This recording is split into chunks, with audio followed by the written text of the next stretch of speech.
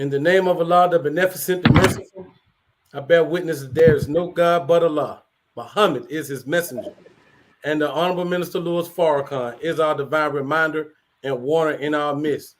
Thank you for tuning in to another episode of the Jock Brothers Presents Let Us Make Man, a podcast of brothers that desires nothing more than to present a positive image as to what a striving man of God should be. For we all are businessmen. We all are family men that love our children. We all are youth mentors, and we all work hard in our communities to make it a decent and safe place to live. When putting this podcast together, we decided to govern our rules, our actions by 3 rules, and 1 was to put God first in all that we do. 2, to present content to podcasts that can make you a better you. And 3, to showcase brotherhood and unity amongst men that you could be proud of. My name is Brother Abdul Kawi Muhammad. I'm a brother that's very interested in the beginning of things, the root of things, motivations and inspirations. And so my questions will be governed by that spirit. Let me get into the other host of the other Jock Brothers. I'm going to go to my brother Ahmed B.I., born and raised in New York City. This brother travels all over the planet. I love his travel schedule. Right now, this brother is the producer of the show. If you want to have a successful team, you put him on your team. My brother, Ahmed B.I. Praise be to God, praise be to God, name of our the merciful. Thank you all for joining on, taking time out of your busy schedules to join us on the show. It's a blessing to be here with Brother Abdul, and the information that we're going to get tonight is going to be impounding, impactful, wealth of knowledge. I just wanted to say, with the Jock Brothers, we're live 7 p.m. Eastern Standard Time. 7 p.m. Eastern Standard Time. You can view us on YouTube. You can view us on Instagram and Facebook at Jock Brothers. You can also view us at www.jockbrothers.com. www.jockbrothers.com. If you have any information to give us, you can go on to jockbrothersviewers@gmail.com. Send us any information at jockbrothersviewers@gmail.com. I'd like to thank you all for taking time out of your busy schedules. We are working towards getting the Final Call newspaper, the baddest Black-owned newspaper, behind walls to our brothers and sisters that are incarcerated. If you want to help us out and assist us in that endeavor, please send any information to any family members that you may have to jockbrothersviewers@gmail.com. jockbrothersviewers@gmail.com. If you want to support Jock Brothers, you can support us at Jock Bros, Cash App at Jock Bros, Cash App at Jock Bros. Thank you all for taking time out of your busy schedules. Back to you, Brother Carl. Yes, sir. Yes, sir. And I want to introduce a guest host we have today. Thrilled to have this brother join us. This brother here was born in New York City, Brooklyn, New York, to be a matter of fact. But he was raised in Guyana. Did I pronounce that right, brother? And this brother, Guyana. This is this brother's 25th anniversary as a member of the Nation of Islam. This brother right here is president of A-Rated Fleet and a founding member of the Supreme Investors. My brother, Warren Muhammad. Assalamu alaikum, everyone. Thank you, Brother Kawi and Jock Brothers, for such a wonderful show and for allowing me to be a co-host. I want to thank our dear esteemed guest, Brother Abdul Muhammad, for coming on. We look forward to hearing from you, Brother Abdul, because we know what you're going to say to our audience today is going to be mind-blowing, something that they need for their life in order to live. So I'm excited. I know our other co-hosts are excited, and let's get this show going. I'm ready, my brothers. Praise be to Allah. So with no further ado, let's get to the guest of the hour. brother, this brother right here joined the Nation of Islam in 1990 when he was a freshman in college. He attended Southern University and AML College in Baton Rouge, Louisiana. Now, this brother here is an award-winning sought-after speaker and educator. He won Teacher of the Year, and he has been featured in the Who's Who amongst high school teachers 4 times. He was nominated twice for the prestigious Apple Award. And this brother has been a long time student minister under the leadership of our Minister Louis Farrakhan, the Nation of Islam. With no further ado, and with a Jock Brothers round of applause, I would like to introduce to you our brother, Abdul Muhammad. Yes, sir. Assalamu alaikum, my brothers. Alaikum salam, sir. Alaikum salam, sir. In opening words, My brothers, in the name of Allah, the Beneficent, the Most Merciful, we give him praise and thanks for coming in the person of Master Farad Muhammad and raising up the Most Honorable Elijah Muhammad and granting to us out of his grace, the Honorable Minister Louis Farrakhan. I would like to greet your listeners, your viewers, with the greeting words of peace. We say it in the Arabic language of Assalamu alaikum, which simply means peace be unto you. I would like to thank you, brothers, for having me on the show to talk about this timely subject. Anything that is dealing with the teachings of the Most Honorable Elijah Muhammad is critical and timely. And when we give those teachings to our people, it helps in what is called the process of resurrection that we all are a part of. We're all in that process right now. And the teacher and the number one resurrector is the Honorable Minister Louis Farrakhan. Our young brothers, I work with young people, and this show is focused from what you said in your introduction on Black men. And our young brothers are in the streets of New York, Los Angeles, Chicago, Detroit, Atlanta, Baton Rouge, New Orleans, Philadelphia. Don't get mad if I didn't name your city. It's too many to name. But our brothers are in the streets right now without guidance and without direction. And the only saving power for the Black man is the teachings of the Most Honorable Elijah Muhammad, because what the Most Honorable Elijah Muhammad teaches transforms human life. come on, It's bro. just a fact. Every one of us was ignorant in the grave of ignorance. And when the light of Islam came to us through the Honorable Minister Louis Farrakhan, when the light of Islam came to us, our lives were completely transformed. So this is the work of the Nation of Islam. It is the transformation of human life. How do we know that God is present?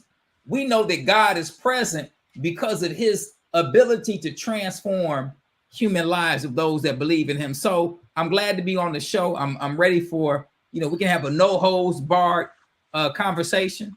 And Right. I'll follow your lead, my brother. Yes, sir. Praise So the let's get Lord. right to it. Go ahead, man. You saying something? No, man. I just want to say that I was happy to read the book. We're taught to be right down to the modern time, and a lot Yes, of your sir. references are right down to the modern time today, where our young brothers and sisters could relate to. Thank you Yes, for sir. that. This Thank you. book. All praises due to Allah. Yes, sir. So let's just get started. The book that we're going over his book. Now, this brother has other books and other topics that he want to dab into, but he specifically requested that we get into his book called Going Ham. And so just to get going, just with the book, let's talk about the title. How did you come up with the title? So, brothers, when we teach, as my brother Ahmed just said, we have to be down to the modern time, and we have to approach the teachings in a way that attracts the mind of the listener. So who is our teacher? Our teacher is Master Farad Muhammad, right? He is the one who taught the Most Honorable Elijah Muhammad. And we're coming up on July 4th, which is the 94th anniversary of his making himself known among us. Right. But we also have been taught that he was coming in and out of America for 20 years before he made himself known. So the question is, What was he doing in that 20-year period before he made himself known to us? He was doing many things, but one of the things that he was doing was developing a methodology to reach the mind of a dead man. All right. So when the Orthodox Muslims, as they're called, when we see them at the corner store, right? We see them at the liquor store. We see them and they selling us a blunt or a swisher, but they're not trying to teach us Islam. And the reason they're not trying to teach us Islam is because they don't have a methodology. Even if they did try to teach it, they don't have a methodology that attracts the mind of the black man and woman in America. They don't have that. So Master Farad Muhammad came up with a method that would appeal to the black man and woman. So you asked me why I named the book Going Ham. It's the same reason. Because I wanted a method, a way to approach the subject where our brothers and sisters could understand. So we know what going ham means. Going ham, I'm not going to say it because, we're on a Muslim show. But we know that, and most black folks know what going ham means. It means going hard, right? Right. So I borrowed that from our brothers in the hip hop community and just, transposed it into the lecture. But that's what going ham means. So I use that as a methodology to attract the mind of the people who would read the book. Now, in reading the book, just looking at the title, Going Ham, right, and you have the swan in the front, one would think that this book is primarily about pork or swine or the reasons not to eat it. But in your case, this book is primarily about the dietary laws that God set forth for us. Yes, sir. You expound on that. So, brother, you asked me earlier and I didn't get a chance to tell you, but I'll say it now. So there's three main points that in How to Eat to Live, when you get these books, and because this man is the teacher right here. So when you get this book by the Most Honorable Elijah Muhammad, How to Eat to Live, book 1 and 2, there are three main points that he makes. And one of those points is to remove all pork from your diet. That's the number one thing, the biggest thing that we need to get off of as a people. Now, I know some of us are Muslims and we say, well, man, I don't eat pork. Hopefully we don't. I don't eat pork or the byproducts. Hopefully we don't, right? Which most of us don't. But we have millions of our people who do eat pork, right? So the Most Honorable Elijah Muhammad says that that's number one. Why is that number one? Because when you consume pork, you're putting a living poison inside of your body. So teaches the Most Honorable Elijah Muhammad in the form of a parasitic worm called a trichina worm. So the number one thing that he talks about in this book is to remove pork from your diet, right? Number one. So I started with that. When you read the book, I start with that. And because I've been teaching black folks a long time, right? And so black people, when you teach them, we have every excuse, right? Not to listen, not to change. So I said, look, I'm removing every excuse. So when you go through the book, I step by step remove every excuse that people make for why to eat pork. Some people say, well, they said not to eat pork back in the Bible days because they didn't have refrigerators, right? Remove every excuse, right? Some people say, well, I'm not going to listen to nothing from a book written 3,000 years ago. So I brought the science that proves everything the Most Honorable Elijah Muhammad teaches, right? All right. So now the number two thing that the Most Honorable Elijah Muhammad said, number one is remove pork from your diet. That's number one. Number two is to eat one meal a day between the hours of 4 and 6. So 1 meal a day. And the third most important thing in the book, he said, is to eat the proper food at the proper time. So those are the three main points. So that is what I broke down in the lecture. Again, remove pork from your diet. Pork and pork byproducts. That's number one. That's paramount. Number two is to eat 1 meal a day. And number three is to eat the proper foods at the proper time. So let me just say this real quick before we go to the next question. If you telling people that, they don't need to drink milk, but you're not telling them that they don't need to eat pork, then you put in the cart before the horse. All them other things that we talk about are secondary. Number one, according to the most honorable Elijah Muhammad, is removing pork from our diet. Number So one. that's why that one was primary. And of course, we dealt with a few other things as well, but pork is number one. Okay. I wanted Okay. to say while you was on that you know, I grew up in a nation, so we always was taught to read the labels. Yes, sir. Absolutely.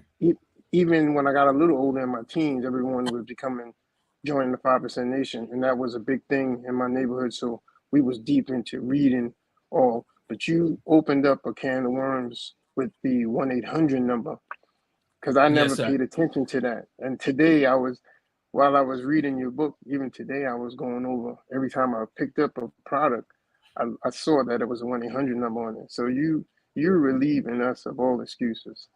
Oh, absolutely. And I'll say this, brother, because it's so like, I've been in the nation, like I came in the nation in 1990, right? You couldn't even find a vegetarian restaurant in most cities in 1990. So, and I'm only bringing it up because the world has changed, right? It wasn't no Whole Foods, grocery store, and places like that where you could go and get all of these. It wasn't no organic foods. That didn't exist. All of that came about because of the teachings of the most honorable Elijah Muhammad changed the way people think about food. It's just a fact. We even got to argue that. That's just a fact.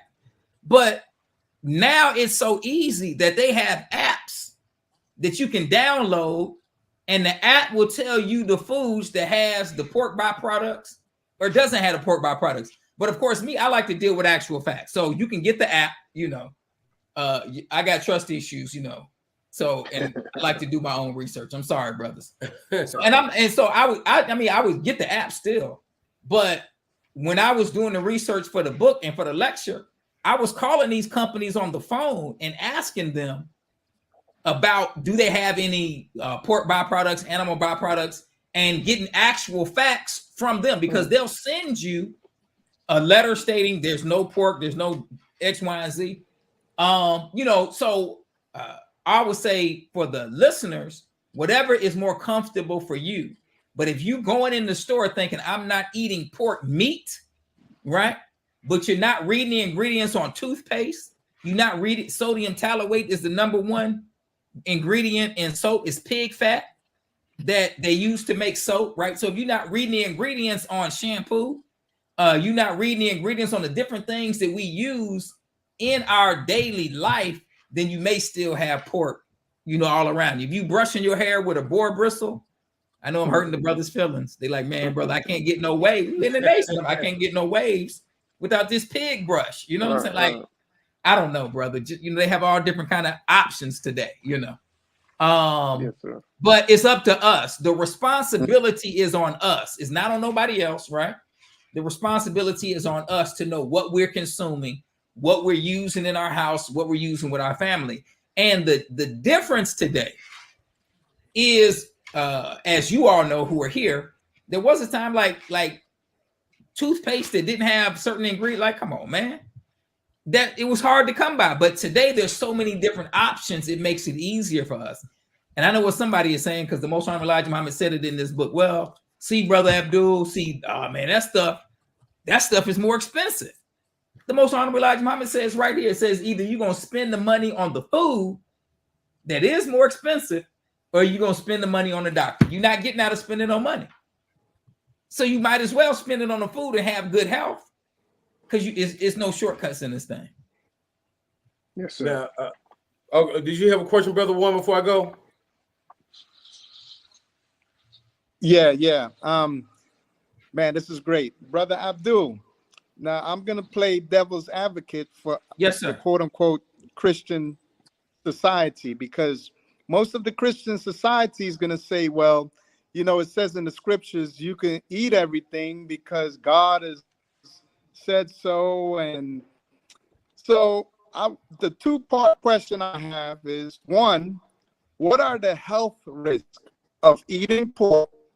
Mm-hmm. And you know how, you know, back, some people say, well, you know, my grandmother, she lived till 100 years old and She Right. been eating pork her whole life, and ain't nothing happened to her.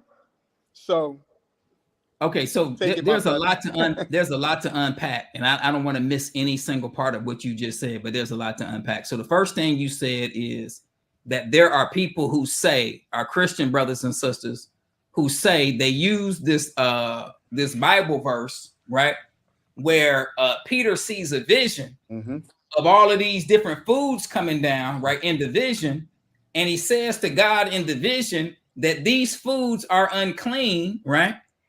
And then God says to Peter that he has made nothing unclean. That's in the Bible. When we start talking about pork, then some Christians use that to justify eating whatever they want to eat. So let's see. We say as Muslims that in the Old Testament, in Leviticus 11 verse 7 and 8, that God says not to eat it, right? And God says not to touch it, right? Then in Deuteronomy chapter 14, Leviticus means the law, right? Deuteronomy means, because Moses was dealing with hard-headed Negroes, so he had to repeat himself, just like the minister got to repeat himself. Deuteronomy means the second saying of the law, right? So you get it in Leviticus 11:7, you get it in Deuteronomy chapter 14, right? I believe verse 7 and 8. But so now the Old Testament is clear that swine and a lot of other foods, but we're talking about pork, is prohibited for the children of Israel. The Old Testament is clear. We get to the New Testament, right? And Jesus says out of his mouth in the book of Matthew, I don't have the chapter and verse right in front of me. It might be chapter 5, it might be chapter 7. But Jesus says in the book of Matthew that he didn't come to change the law. Right? This is Jesus, who we all say we follow. He said, I didn't come to change the law. What is the law? The law is the law of Moses, right? I came to fulfill the law. So what does fulfill mean? Fulfill means Moses said don't eat it, right? He said don't eat it. I came to fulfill it. I came to build a world based on the law that Moses taught, that y'all not following. I came to do what Moses said, right? If you go and somebody says, look, you order something off Amazon, the man show up at your house and he says, I came to fulfill your order. What is he telling you? I got what you was looking at, what you was talking about. I got it right here in my hand. So if Jesus came to fulfill the law, then Jesus came to put in place what Moses was teaching. So that's the first part, right? So now, but this vision that Peter had, right? So now, let me say this. Jesus, his disciples, and all of those people, the early Christians, none of them ate pork because they followed the law of Moses. And according to Christians, Jesus is the fulfiller. So Jesus never had pork. Jesus never ate pork. Jesus sent the demons into the swine, right? It's all right there in the Bible, right? So then you got this vision that they misinterpret on purpose to justify, right? In the New Testament, God is telling the disciples that they can take the teaching of Jesus. If you read the Bible, when the Samaritan woman came to Jesus, and Jesus said that he was sent only to the children of Israel, right? And the Samaritan woman is like, will you take the children's bread? Now listen to Jesus. I was sent only to the house of Israel. This is Jesus. The woman says, will you take the children's bread and give it to dogs? It's right there in the Bible. And Jesus says, oh woman, great is thy faith, be it unto you, even as thou wilt. It's right there in the Bible. Why am I bringing it up? Because Jesus only went to the children of Israel, who he was missioned to. After Jesus ascends, now the mission of Jesus expands to the Gentiles. The disciples who were with Jesus, in this case, Peter, who had the vision. Peter was reluctant to take the message of Jesus and give it to the Gentiles because the Jews saw them as unclean. So then God gave Peter a vision, and in the vision, all of these unclean foods came down, and in the vision, God says to Peter that there's nothing that I made that is unclean. Okay, so now, So the vision is not talking about you eating a ham sandwich. The vision is talking about the disciples taking the teachings of Jesus to a people who they considered unclean. All right. So now, okay. Yes. Because you still got Negroes right now in the chat. Like, I don't, if you That's say right. that all you have to do is pray over it, right? Come on. Well, let's take that. Like, if your child drinks some bleach, why you calling poison control? Why do they have a poison control number on the back of anything that's poisonous? You take too much toothpaste. If your child is little and they eat toothpaste, on the back of the toothpaste tube, what does it say? If this is consumed, call poison control. Guess what it don't say? It don't say if this is consumed, start praying. Jesus made everything clean. Come on, man. What are we talking about? So the logic that our Christian brothers and sisters use is false logic, and they're using it just to justify what they want to do, right? How do we know it's false? Because as soon as they get in front of the doctor, and they got high blood pressure, they got cancer, right? They got all these diseases, right? They have arteriosclerosis, right? The hardening of the arteries. As soon as they get in front of the doctor, they just had a stroke and they can only use one side of their body. And the doctor starts to tell them, you need to lay off the pork. Now, all of a sudden, them excuses are not. So come on, what are we talking about? So, that's the first part. So I had to unpack that because that's an excuse that people use. Can you remind me of the other two questions that you had? The other one was, some people say, well, my grandmother, she lived to 100 years old. She been pork her whole life. Right. Ain't nothing wrong with pork. Brother, the lowest there's different levels of evidence. I'm hoping I can remember all of them, right? Because there's 5 levels of evidence, right? Number 1 is like a personal witness. Like one person, this happened to them, right? That's the lowest level of evidence. So a person saying my grandmother lived to be 100, right, is the lowest level of evidence. The next lowest level of evidence is a few witnesses, right? So like it's 30 people in a room and 3 of them say my grandmother lived to be 97, right? That's the second lowest level of evidence because you now have a few witnesses saying what you said, right? Okay. The middle or the third least, right, is a study, one study, right? So if somebody does a study, you may be looking at 40, 50 people, 100 people in a study, right? The next one is multiple studies. So you may look at 2 different studies, right? And in those 2 different studies, you may be able to draw certain conclusions, right? The highest level of evidence is what we call the preponderance of evidence, right? And the preponderance of evidence, what does that mean? When you have the number 1 killer in the United States, and has been number 1 for since we've been alive, the last 50 years, has been heart disease. So you mean to tell me heart disease has been the number 1 killer in the United States for the last 50 years? What is that? That is the preponderance of evidence. You understand? Not one uncle, one cousin, one grandmother, right? We're looking at millions of people who have died because of heart disease or because the hardening of the arteries or from strokes. You follow what I'm saying? When we look at the top 10 causes of death in the United States, heart disease has been at the top since they've been tracking, if I remember correctly, but at least for the last 50 years. So the highest level of evidence is or proof is the preponderance of evidence. So that's that. But here's this. How did your grandmother look? For those you say, well, my grandmother was 100. I've seen some of them. How did she look when she was 100? You understand? The Honorable Minister Louis Farrakhan is 91. Right. And the Honorable Minister Louis Farrakhan, if you look at him, he don't look like he's 91. You follow me? And that is because of the diet that we all have adopted as a result of following the most honorable Elijah Muhammad. which of course is no pork, but it's also 1 meal a day, 1 meal every 24 hours. So I hope I answered that question. I thought there was another part, but I hope I answered that. Beautiful. I do have a question as well. Beautiful, beautiful. Yes, sir. So I have a question as well.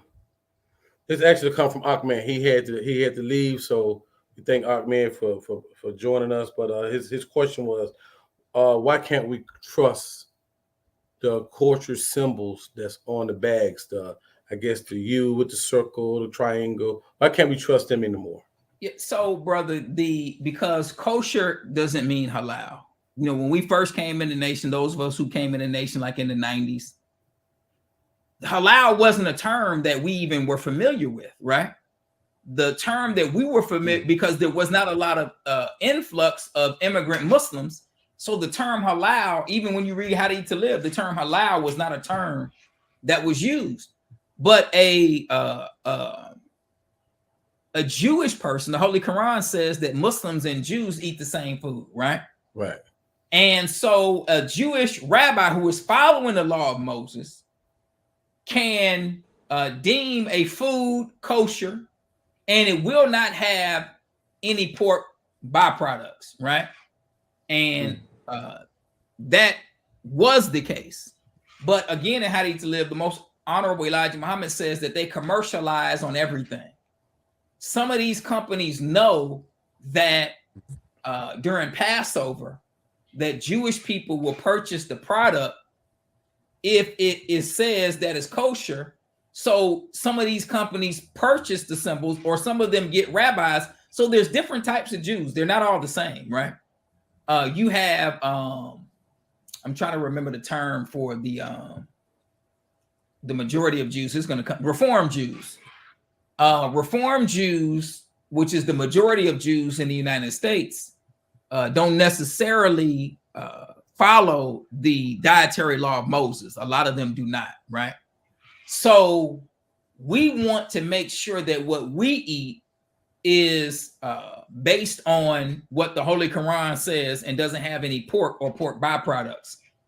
So kosher alone is not enough. And again, this is why I say to everyone, I mean, it's 2024 and we have the technology right in our hand to get the information that we need. You can call the company, you can get the app, you can research the ingredients on a lot of the information is on their website. So it's not like the early 90s when we first came in and we were just relying on reading the labels or calling the 1-800 number. We actually got the information right in our hand to determine what we're eating and what we're bringing for our families. So when you say it's not alone, are you saying that to a degree that's a good starting point, but just don't? Yeah, I wouldn't, brother. I would not rely on that alone. I would, if you have, so again, some for sure, right? But if you're not sure, then I'm like, it's so easy just to call them or to look it up. If you're reading the ingredients and you're not sure about a certain ingredient, so for example, magnesium stearate, some of these things can come from pigs and some of them can come from vegetables, right? So if you're reading the ingredients and it says magnesium stearate, you don't know because it's not going to say on there that it comes from a vegetable source or a meat source. Right. So then if you see magnesium stearate or polysorbate, then you want to call the company and get actual facts and ask them, does your whatever product or your food or whatever have animal byproducts, pork byproducts, and get actual facts. Because not monosodium glutamate, pardon me, but mono and diglycerides can come from pigs, right? Mono and diglycerides can come from a vegetable source, right? You have, when we eat cheese is made with rennet. Sometimes that rennet can come from a cow, right? And sometimes that rennet can come from a pig. So like we want to have actual facts. And so you just can't rely on the name of the ingredient alone because some comes from animal source, a pig source, and some might come from a vegetable source. And I'm saying your health is the number one most important thing that you can cherish. So go on the website, call the 1-800 number and get actual facts. Beautiful. Yes, sir. Now, earlier you said I think this the number 2 of the most important rules you should follow behind not eating pork was to eat once every 24 hours. Right. All right. So I have some buddies that text me personally on my phone. Mhm. This might be a little funny, but they said that's just extreme intermittent fasting. Now we know that messenger came out with that first, but they said it's just extreme intermittent fasting. You know, brother, the sad reality, and I want to say this because before I even get to that, our show today is dealing with going ham, the truth about pork, but also because the theme of the Jock Brothers is let us make man. As men, we have to protect our health as men. Why do we need to protect our health as men? Because we want to preserve our lives so that we can be there for our families, for our wives, and for our children, right? The prostate cancer is curable if you get to it in time, right? Okay. The number one people or person, male group that die from prostate cancer is Black men. Prostate cancer is treatable and curable. So it's no reason for any Black man to die from prostate cancer because it's treatable and curable. Are y'all with me? So yes, as men, we have to value our health, right? And this is what the Most Honorable Elijah Muhammad is teaching us and has been teaching us since 1930. So now here we are in 2024. Now, again, the Most Honorable Elijah Muhammad started saying this in 1930, you know, even before the book How to Eat to Live was printed, telling us as Black people that we need to eat 1 meal a day. This is answering the brother's question. So now when he started teaching this, the white scientists, I need tell the brother to Google what I'm saying right now. I will. Well, he's listening. Google what I'm saying, because what I'm saying is actual facts. When the Most Honorable Elijah Muhammad started teaching us to eat 1 meal a day in the 1930s, the white scientists and doctors were saying that you need to smoke a cigarette a day in order to stay healthy. I'm gonna let that marinate. Now you can pull up, like they got, like you can go get the ads from the newspapers and the magazines from the 40s and 50s, where they're saying that smoke a cigarette a day in order to stay healthy. Now what? Hold on. In 1930, listen to what Master, because the Most Honorable Elijah Muhammad used to smoke cigars. Listen to what Master Farad Muhammad told him in the 30s. He said, brother, smoking a cigarette is like one man standing behind another man with a 45 and pulling the trigger.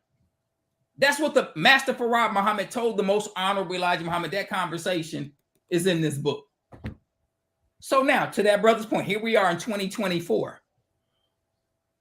And with that brother, I don't know the brother, but would he smoke cigarettes? Are cigarettes healthy? Of course not, right? Why am I saying this? Because what God gave the Most Honorable Elijah Muhammad was so far in advance of what the white scientists were teaching that it took them 94 years to catch up with what the Most Honorable Elijah Muhammad was teaching.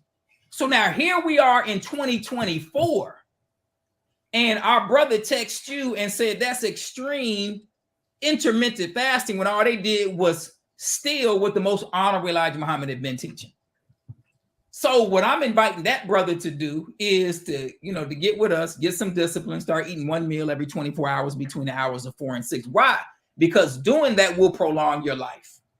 So teaches the Most Honorable Elijah Muhammad. And now today, the scientists have caught up with him and are bearing witness to what God revealed to the Most Honorable Elijah Muhammad. It's not intermittent fasting.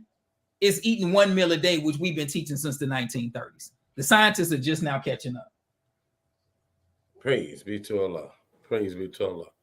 And on the third point that you wanted to make earlier, you were saying to read the proper foods. Yeah. So the 3 big things, right? The 3 big things is to remove all pork from your diet. Number 2 is to eat 1 meal a day, 1 meal every 24 hours. And let me say this, because many of us like brothers, like we didn't come in the nation, oh man, I'm ready to eat 1 meal a day. I'm just like, we didn't, like we were Negroes like everybody else. So myself personally, I can speak for my personal self, right? Brother Ahmed grew up in the nation, so maybe he had a different experience. But when I was growing up, brother, I ate as much, I ate all the time. I ate whenever I wanted to eat, snacks, meals, whatever the case may be. I worked at every fast food restaurant, right? Taco Bell, McDonald's, Wendy's, all of them, right? Every last one of them, and ate everything that they produced in the restaurant. Quarter pounder with cheese. I didn't like Big Macs, pancakes, you know, I ate it all. Whatever they had that I liked, I ate it. Fries, chicken nuggets, soft tacos, Mexican pizzas, whatever you name that's on the menu at the fast food restaurants, I ate all of that. My mother, may Allah be pleased with her. If my mother was right here with me right now, she would tell you that all that boy ate was meat and bread. That's all that boy ate is meat and bread, right? I go to the family reunion. If it's fruit, I'm not even looking at it. The only fruit I would eat is a strawberry now later, right? Not eat no vegetable. Eat some broccoli, man. I'm not eating no broccoli. Better get out my mouth.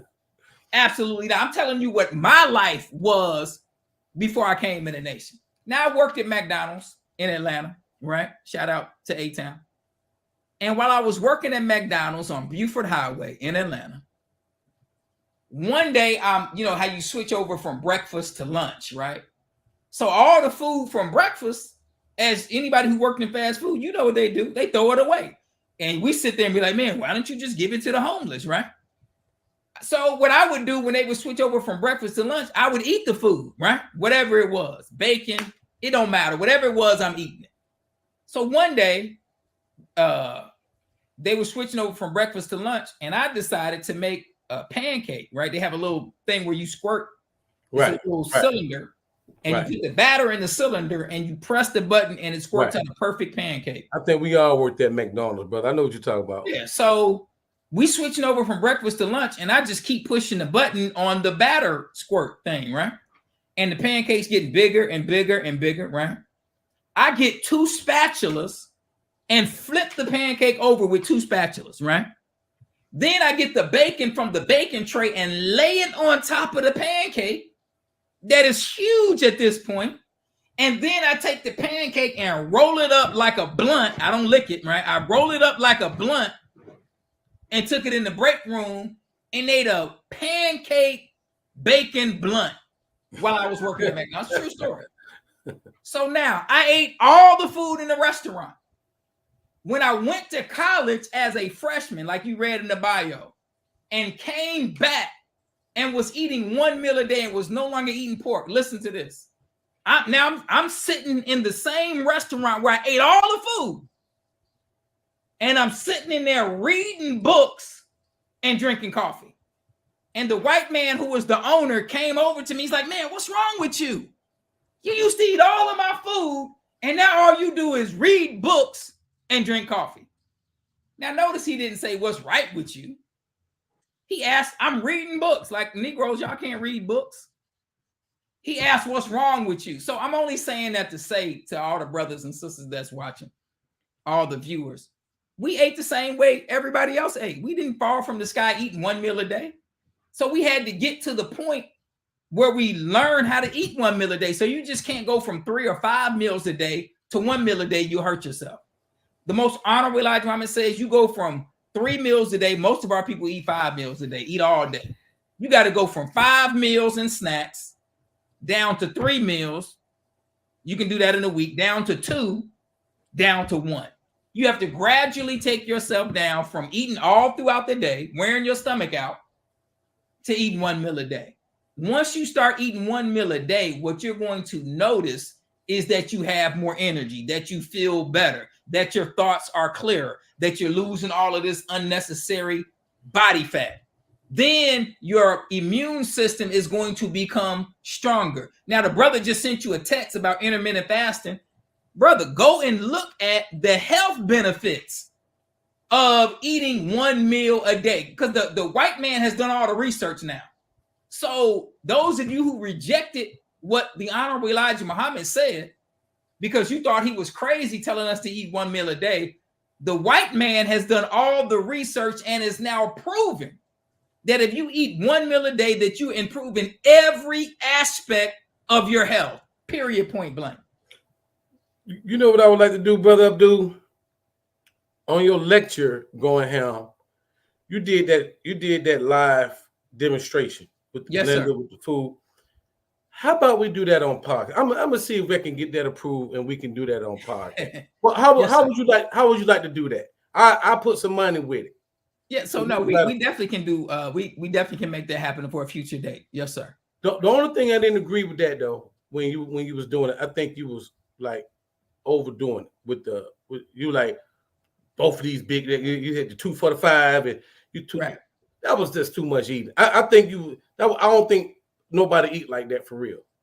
Brother, that's not true, brother. You know, that's how our people eat, brother. You got to be around our people, brother. Our people, brother. When I did that, and I've done that lecture in different cities, and when I did that lecture, I actually had to go to those restaurants and get that food. I mean, you know, they didn't donate it, they didn't bring it to. I actually had to go stand in line, Right, and get the food, brother. That was a mild version of what our people eat in one day. Now, I may have been, I do admit, like in some of the language, I may be a bit dramatic for effect, absolutely. But as far as what our people eat, brother, no, sir, brother. That's easy peasy for black folks to eat what I had on that stage that day. And just quickly before final words, when you're eating those many meals in one day, right? Right. Just briefly explain how did that affect your system? So, brothers and sisters, the human body can only digest one meal in 24 to 36 hours. And it depends on what you eat. Some stuff takes longer to digest than others. But the body can only digest, it takes 24 to 36 hours to digest one meal. And in the book, I break down the times that it takes in each part of the digestive system. So the food is in the stomach and it's in the book for like 2 to 4 hours. Then it goes to the small intestines, right? Then the large intestines, it may be there for like 10 to 16 hours. But when you add up the times, it's 24 to 36 hours based on what you're eating. If you eat something that's high in fat, it takes longer for the stomach to break that down. If you eat meat, it takes longer for the stomach to break that down and process it, right? But the average meal takes anywhere from 24 to 36 hours to digest. So if one meal takes 24 to 36 hours to digest, and you put 5 meals in, then what's going to happen? We all know. Because all of us have been driving on the expressway, right? And we on the expressway, and when the cars start to back up, sometimes there's an accident, and sometimes it's just too many cars on the highway, right? So now when we have too many meals in the digestive system and we continue and repeat that, then what happens? Every food that we eat has poison in it, the best foods. That's why we go to the bathroom, because a bowel movement or when we urine, that is the body releasing the poison that was in the food we ate and what we drink, because every food and drink has something in it that is not good for the body. And the body needs time to collect all of that through all the parts of the body and to put it in a place where that poison can be ejected from the body. That process takes 24 to 36 hours. If we put 5 meals in, and most of us eat all day, if we put 5 meals in one day, we're not giving the body time to do what? To process the poison that comes naturally with food and to get rid of that poison. So what happens? So rather than effectively getting rid of all the poison that's in the foods that we eat, the body starts to store these toxins in fat inside of the body. And the toxins that's in the fat stored in the body, that is what starts to make us sick. That is what gives us the cancer. That is what gives us the high blood pressure, the heart disease, the strokes, the cirrhosis, all of these diseases that Black people and the people of the world suffer from. One meal a day, it's not even an argument, because the white scientists, many of us, all we wanted was the white man to say, when people say, man, brother, I hear what you're saying, but do you have any proof? What are they saying? All they saying is, are there any white people who agree with you? So the white scientists now have borne witness to the truth of the most honorable Elijah Muhammad and what he got from God Almighty. Beautiful, beautiful. So let's put that together. I don't have a problem investing in that food with you. I want to do a live. We can make that happen, bro. That's not a problem. All right. So look, we had the portion of the show. We do final words.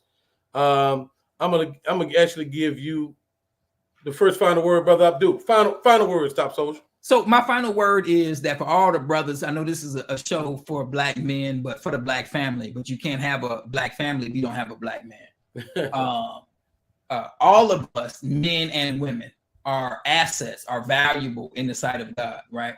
And God, when we talk about eating to live, right, what we're really looking at is God's love for us, because God loves us so much that he gave us a way of life that would prolong our life if we would accept it, right?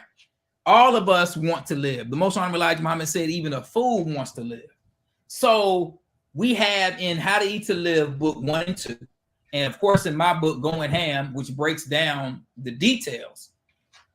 We have not a diet from Dr. So-and-so or this person so-and-so. What we have is directly from God himself, who is the creator of this form that we call the human body. And so we have it directly from him, the best foods to eat, when to take those foods, and the foods that we need to stay away from. And that is found in the books How to Eat to Live. And to get more detail and a breakdown of why we don't eat pork, that's in Going Ham, the truth about pork. Praise be to Allah. Brother Warren, final words. Man, this has been a great experience. Our audience should know why the doctors and the scientists don't tell them the truth now about pork, because our dear brother Abdul broke it down clearly. No one can say there's not evidence that they've heard, which we just heard live from Brother Abdul, that pork is not good for us in any shape, form, or fashion. So, I want to say that should be a rallying cry, as our dear brother said. The first thing we should cut out is pork. And I'll leave right there. Praise be to Allah. And my final words, Brother Abdul. First of all, I'd like to thank you for taking our invitation and coming to the show. I remember seeing you at Savior's Day. You was sprinting by, and I got out of ranks because I wanted to make this show, man. You spoke your word to it, and I really appreciate it. Look, brother, all praise is due to Allah. I know you've been putting in work for a lot of years. I mean, and your work, you got very good body of work, very solid. Going Ham was one of the first videos that I seen. I was introduced to when I got my ex. So it's real big honor for me to interview you. And when that was one of my original videos that I saw when we was making a trip to Philadelphia, I think we went for a Holy Day of Atonement. So it was an honor. I really want you to sign this book. And I got you. Yes, sir. I got you. Yes, sir. And I want you to keep doing what you're doing. I know you're going through a lot in your own personal endeavors. We already know that God is behind you. Absolutely. Farrakhan is totally supporting you. And hopefully we can bring you back on the show to talk about that. Yes, sir. Absolutely. Let's make it happen. Let's make it happen. So I thank you for that, sir. And I know you got to go. You can hang on, but we do have another announcement. That I promised we were going to get off. We have a very active Nine Ministries, a very active, very progressive student protocol director in the Southern region. and she has an announcement that she want our brother Warren to get off. So, brother Warren, this you got the flow. Yes, sir. If you can, Brother Kawi, while I'm announcing it, please put up the flyer. We have a special event being sponsored by Muhammad Moss, number 15 of Atlanta Student Protocol Department, led by our great Southern Regional Protocol Director, Sister Sabira. And it's called Muhammad's Day, as you can clearly see on the flyer. It's a meet and greet for our active and registered transferees over the past 5 years that have a lot of them transferred during the time of COVID and so forth. And on that day, July 6th, from 2 p.m. to 6 p.m. at the Ark, Muhammad wants your skills and talents. That's going to be 2 days after the God who came to declare our independence on July 4th. But he didn't just come to make us into a nation of followers. He came to make us into a nation of gods and to set up a government. He came with a government upon his shoulders. So that government that we're going to introduce those who have transferred to Atlanta over the past 5 years is called the 9 Ministries. And not only do we want to introduce you to the 9 Ministries, we want to ignite the 9 Ministries by you joining and being a part of a ministry that you can exemplify your skill, your talent, your gift, so that you can help to make our nation a nation that will never fall again. Come on, bro. And lastly, we will have the Ministry of Arts and Culture performing. And as you can see on the flyer, we have a special DJ Rockwell, our dear brother, Oya Man. He'll be performing his hit single, I Love My Brothers. We have our great brother Dez, who's going to be giving us some of that Caribbean reggae. We call him the reggae ambassador. And of course, we have right there on the bottom left, he looks like me. His name is Jigo, and it stands for Justice, Equality, Energy, God One. He's going to be bringing you his newest single, We Demand Reparations. And on the piano, we have our dear sister Nazira. Oh, man, you have not heard piano playing? You thought Alicia Keys was something? Come down. And lastly, but not least, we have our dear brother Najim, who's going to be on the saxophone, giving you music for your soul. So with that, we want all of the transferees in the Atlanta metro area who are now at Moss number 15 to come down July 6th, 2 p.m. to 6 p.m. at the Ark. Look it up and you'll find the address. I believe it's 3638 Campbellton Road Southwest in Atlanta, Georgia. Beautiful. May Allah bless Beautiful, brother. with a light of understanding. Assalamu alaikum. Alaikum salam. Well, with that being said, the beautiful show. Once again, Brother Abdul, thank you for gracing us with your presence and your information. Thank you, my brother. Thank you for the invitation. Please go on Amazon. Get the book, Going Ham, The Truth About Pork. This is the author right here. He has other books. Please get your copy, and we're going to try to set it up the next time you come to the show.